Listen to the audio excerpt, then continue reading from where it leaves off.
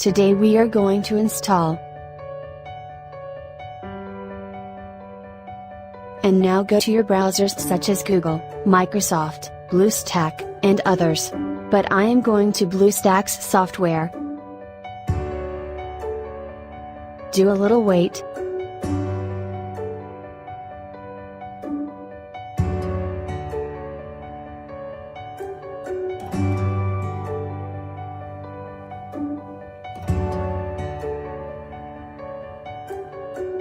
Go to the Play Store.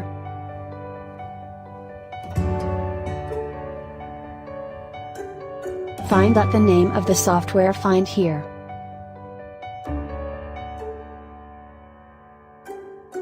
Simply go to click the install button and wait for the installation to complete.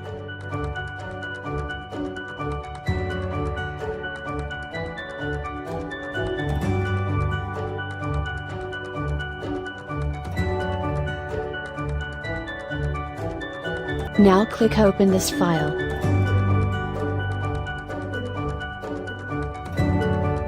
So here's your app download complete.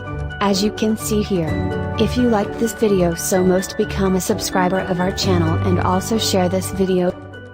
Thank you.